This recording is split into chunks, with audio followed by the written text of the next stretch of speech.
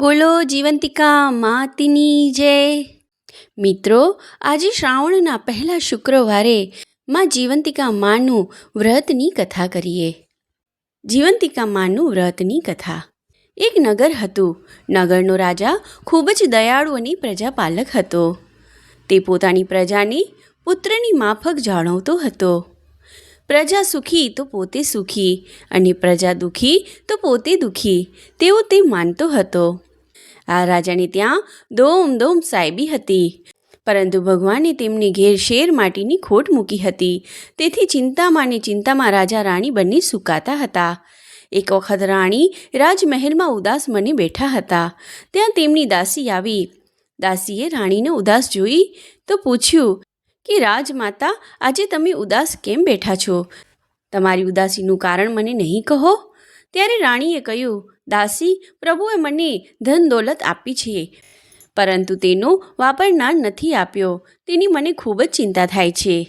આ સાંભળી દાસીએ કહ્યું, રાણીજી, આપ મારું કહ્યું કરો. આજથી તમે સગર્ભા છો તેવું જાહેર કરો, પછીનું હું સંભાળી લઈશ. આ દાસી ગામમાં સુયાણીનું કામ કરતી હોવાથી ગામમાં કયા વખતે કોની સુવાવડ આવવાની છે તે તેને ખબર રહેતી. રાણીને 9 માસ પૂરા થતાં એક બ્રાહ્મણના ઘેર જન્મેલું બાળક લાવી આપ્યું અને રાણીની ગોદમાં સુવડાવી દીધું. અને સવારના પહોરમાં વધામણી આપી કે રાણીને પુત્રનો જન્મ થયો છે. તેથી રાજાએ તો ગરીબ અને બ્રાહ્મણોને અન્નદાન, વસ્ત્રદાન વગેરે છૂટે હાથે આપવા માંડ્યું અને પુણ્યના માર્ગે પ્રભુએ આપેલો પૈસો વાપરવા માંડ્યો. આખા નગરમાં ખૂબ જ આનંદ વર્તાઈ ગયો. નગરમાં મીઠાઈઓ વહેંચાઈ અને ખૂબ જ ધામધૂમ મચી ગઈ. જ્યારે બીજી બાજુ સુયાણીના કાવતરાથી બ્રાહ્મણીના ઘરમાં રોકકડ મચી ગઈ, કારણ કે પોતાનું બાળક કોઈક ઉપાડી ગયું હતું. પરંતુ આ બ્રાહ્મણી માતા જીવંતિકાનું વ્રત કરતા હોવાથી માં જીવંતિકા તેના બાળકનું રક્ષણ કરવા રાજમહેલમાં આવતા હતા. અને બ્રાહ્મણીને પણ વિશ્વાસ હતો કે મારો પુત્ર જ્યાં હશે ત્યાં માતા જીવંતિકા તેનું રક્ષણ કરતા હશે. આ બાજુ બ્રાહ્મણનો પુત્ર રાજમહેલમાં રાજકુંવર તરીકે દિવસે મોટો થવા લાગ્યો. રાજકુમાર બધી જ વિદ્યામાં ખૂબ જ પ્રવીણ હતો. સમયે રાજાનું અવસાન થતાં તેના પિતાનું રાજ્ય તેને મળ્યું. તે પણ પોતાના પિતાની જેમ પોતાની પ્રજાને પુત્રની માફક સાચવતો હતો. તેણે પોતાના પિતાનું શ્રાદ્ધ કરાવવા ગયાજી જવાનો વિચાર કર્યો. તેથી તેની માતાની રજા લઈ પિતાનું શ્રાદ્ધ કરવા ગયાજી ચાલી નીકળ્યો. તે ચાલતો જ્યાં રાત પડતી ત્યાં વિસામો લેતો. સવારે આગળ ચાલી નીકળતો હતો. એક દિવસ એક ગામમાં રાત પડી. તેણે ગામમાં રહેવાનો વિચાર કર્યો. તે તો ગામમાં જઈ એક શેઠના ત્યાં જઈ સાદ કર્યો. અરે, ઘરમાં કોઈ છે કે નહીં? ત્યારે મકાન માલિક બહાર આવી, કોણ છે ભાઈ?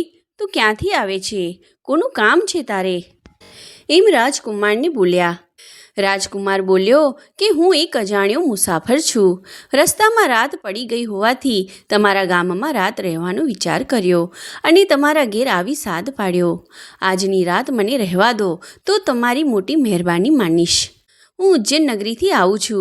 સવારે ચાલ્યો જઈશ. શેઠ કહે, ખુશીથી રહે ભાઈ, આ તારું જ ઘર છે.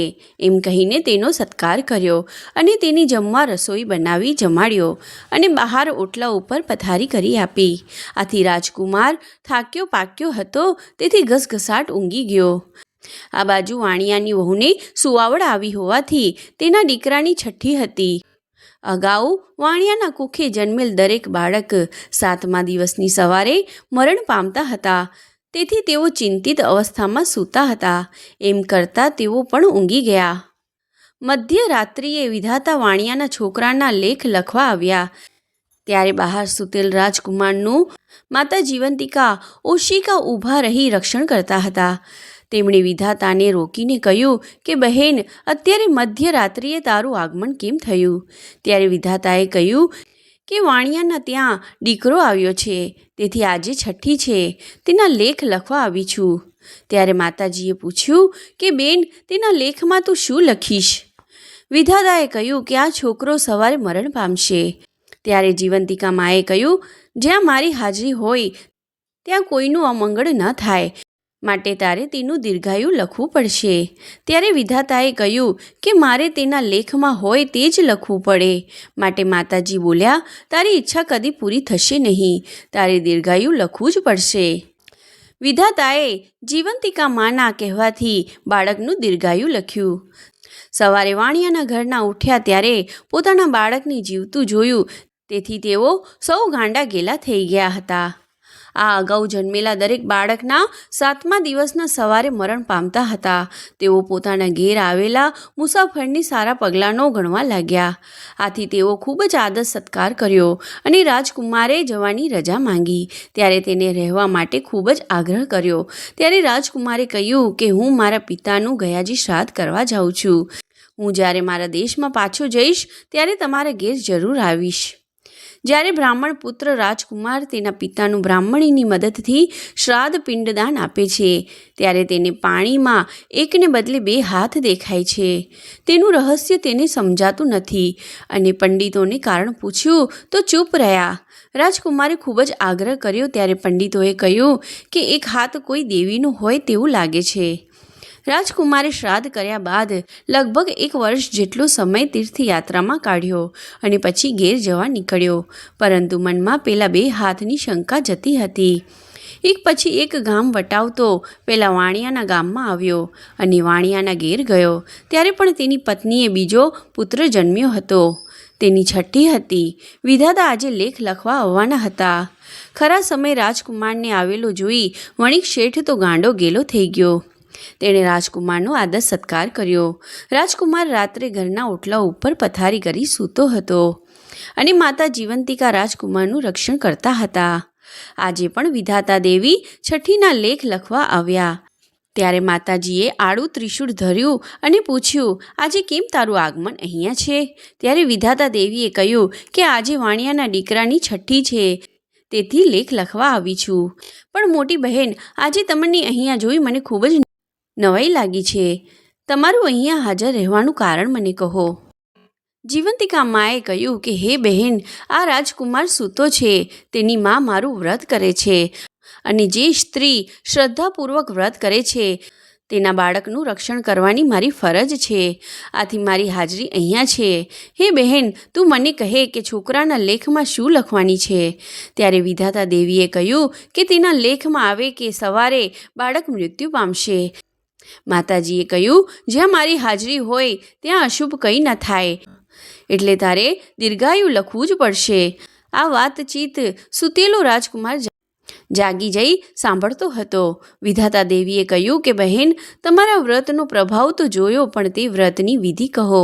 ત્યારે માતાજી બોલ્યા, સૌભાગ્યવતી સ્ત્રીઓ શ્રાવણ માસના પહેલા શુક્રવારે સવારે અડચણ હોય તો બીજા શુક્રવારે સવારે નાહી ધોઈને પીળા વસ્ત્રો કે ઘરેણાં પહેરે નહીં, ચોખાના ઓસામણને ઓળંગે નહીં, 5 દિવેટનો દીવો કરી મારું પૂજન કરે અને આખો દિવસ ઉપવાસ કરે અથવા તો એક ટાણું કરે. તેના બાળકનું હું સદા રક્ષણ કરું છું. પણ તું વાણિયાના છોકરાનું દીર્ઘાયુ લખવાનું ભૂલતી નહીં. વિધાતા દેવી વાણિયાના બાળકનું દીર્ઘાયુ લખ્યું. બીજે દિવસે વાણિયાના ઘરના જાગ્યા ત્યારે બાળક માની સોળમાં શાંતિથી નિંદ્રા લઈ રહ્યો હતો. તે જોઈ વણિકના ઘરનાને ખૂબ જ હર્ષ થયો અને મનમાં એવો વિશ્વાસ થયો કે આવેલ મહેમાન સારા પગલાંનો હોવાથી આપણા ઘરમાં અશુભ થતું રહી ગયું અને બાળક જીવતો રહ્યો. સવારે રાજકુમારે જ્યારે પોતાના ઘેર જવાની રજા માંગી ત્યારે વણિયાએ રોકાઈ જવા ખૂબ જ આગ્રહ કર્યો. પણ વણિકની રજા લઈ પોતાના નગરમાં જવા રવાના થયો અને સાંજે પોતાના મહેલે આવ્યો. ત્યાં સુધી તેના મનમાં જીવંતિકા અને વિધાતા દેવીનો થયેલો વાર્તાલાપ રમતો હતો અને તેથી જ તે મહેલે જઈ તરત પોતાની માતાને પ્રશ્ન પૂછ્યો કે માં, તમે કોઈ વ્રત કરો છો? ત્યારે રાજમાતાએ કહ્યું કે બેટા, હજુ સુધી મેં કોઈ વ્રત કર્યું નથી. રાજકુમારના મનમાં વિચાર આવ્યો કે આ મારી જન્મદાતા માં નથી. તેણે પોતાની જન્મદાતા માં શોધવા એક યુક્તિ રચી. શ્રાવણ માસનો પ્રથમ શુક્રવાર આવતા તેણે આખા ગામમાં ઢંઢેરો પીટાવ્યો કે આજે સાંજે 5 વાગે રાજમહેલમાં જમણવાર હોવાથી દરેક સ્ત્રીઓએ ખાસ પીળા રંગના વસ્ત્રો પહેરીને જમવા આવવું. સાંજે બધા જમવા આવ્યા. રાજકુમાર પ્રવેશદ્વાર પાસે આરામ ખુરશીમાં બેઠા બેઠા ધ્યાન રાખે છે કે પીળા વસ્ત્રો કોણે નથી પહેર્યા. બધા જમીને જતા રહ્યા, છતાંય પીળા રંગ વગરના કપડાવાળી સ્ત્રી જોવામાં નહીં આવતા. તેઓ સિપાઈ મારફત તપાસ કરાવી કે આજે જે ગામમાંથી જમવા ન આવ્યું હોય તેને લઈ આવો. થોડી વાર બાદ એક સિપાઈ આવી કહેવા લાગ્યો કે એક બ્રાહ્મણ સ્ત્રી જમવા નથી આવી. તેથી શ્રાવણ માસના પ્રથમ શુક્રવારે વ્રત હોવાથી હું પીળા વસ્ત્રો પહેરતી નથી, તેથી હું જમવા નહીં આવું. રાજકુમારને લાગ્યું કે જરૂર આ બ્રાહ્મણી જ મારી માતા હોવી જોઈએ. તેણે સિપાઈ જોડે લાલ રંગના વસ્ત્રો પહેરેલી માતા જીવંતિકા માનું નામ લઈ તે જમણવારમાં આવવા માટે નીકળી. રાજમહેલમાં પ્રવેશદ્વાર પાસે પહોંચી રાજકુમાર આરામ ખુરશીમાં બેઠો હતો. તેને જોતાં જ તેના થાનમાંથી દૂધની શેરી છૂટી અને રાજકુમારના મોઢામાં જઈને પડી. તરત જ રાજકુમાર માં કહીને તેને ગળે વળગી પડ્યો. પછી તે પોતાની માતાને મહેલમાં લઈ ગયો અને કહ્યું કે માં, તું મારી જન્મદાતા માં છે. આજથી તારે મારા મહેલે રહેવાનું. આમ કહી પોતે ગયાજી ગયો હતો અને જીવંતિકામાં અને વિધાતા દેવી વચ્ચે થયેલી વાત કરી સંભળાવી. બ્રાહ્મણીને હવે ખ્યાલ આવ્યો કે દાયણે કપટ કરી પોતાની ગોદમાંથી બાળકને ઉઠાવી રાણીની ગોદમાં સુવાડી દીધો હશે અને દાયણે રાણીને પુત્ર ન હોવાથી ધનની લાલચે આ કામ કર્યું હશે તેવું તેના મનમાં થયું. જે થયું તે સારા માટે, કારણ કે આજે તેનો પુત્ર ઘેર હોત તો મોટો રાજા ન બની શક્યો હોત અને માતા જીવંતિકાને પ્રતાપે તેનો પુત્ર મોટો રાજા બન્યો. આમ માતા પુત્રનું મિલન પણ થયું. આ વાત રાણીને પૂછતા આ વાત સાચી છે તે કહી બતાવ્યું. જીવંતિકા માતાનો આવો પ્રભાવ નજરે નિહાળીને ગામની દરેક સ્ત્રીઓ જીવંતિકા માનું વ્રત કરવા તૈયાર થઈ અને રાજકુમારની માતા બ્રાહ્મણીને કહેવા લાગી કે બહેન, અમારે પણ આ જીવંતિકા માનું વ્રત કરવું છે, તો તેની વિધિ કહો. બ્રાહ્મણીએ કહ્યું કે હે બહેન, તમે ઘણી જ ખુશીની વાત કહી જુઓ. જીવંતિકા માનું વ્રત શ્રાવણ માસના પ્રથમ શુક્રવારે કરવામાં આવે છે. તે દિવસે પીળા વસ્ત્રો કે ઘરેણાં પહેરવા નહીં, ચોખાનું ધોવરામણ ઓળંગવું નહીં. સવારે વહેલા ઉઠી નાહી ધોઈને પવિત્ર થઈ માતા જીવંતિકાના નામ 5 દિવેટનો દીવો કરવો, માનું ધ્યાન ધરી અને પૂજન કરવું અને પોતાના બાળકનું રક્ષણ કરવા માટે પ્રાર્થના કરવી. ત્યારબાદ સાકર નાખેલો કંસાર ધરાવી તે ધરાવેલા કંસારનું એક ટાણું ભોજન કરવું. આ વ્રત 9 વર્ષ સુધી શ્રાવણ માસના પ્રથમ શુક્રવારે કરવાથી વધારે ફળ આપે છે. 9 વર્ષ બાદ વ્રતનું ઉજવણું કરવું. સ્ત્રી જો પૂર્ણ શ્રદ્ધાથી જીવંતિકા માનું વ્રત કરે તો માં તેના બાળકનું હંમેશા રક્ષણ કરે છે અને વિખૂટા પડેલા પોતાના સંતાનો આપોઆપ મળી આવે છે. મારો પુત્ર પણ મને જીવંતિકા માએ આપોઆપ પાછો મેળવી આપ્યો છે, તે તમે બધા જાણો છો. માટે દરેક બહેનોએ જેટલા બને તેટલા શ્રાવણ માસના શુક્રવારે આ વ્રત કરવા. તમારા સર્વનું કલ્યાણ થશે. ત્યારથી દરેક સ્ત્રીઓ માતા જીવંતિકાનું વ્રત કરવા લાગી. હે જીવંતિકામાં, તમે જેવા બ્રાહ્મણીને ફળ્યા તેવા તમારી વાર્તા લખનાર, વ્રત કરનાર, સાંભળનાર સર્વેને ફળજો અને સર્વેના બાળકનું સદા રક્ષણ કરજો. જય જીવંતિકામાં, જય જીવંતિકામાં.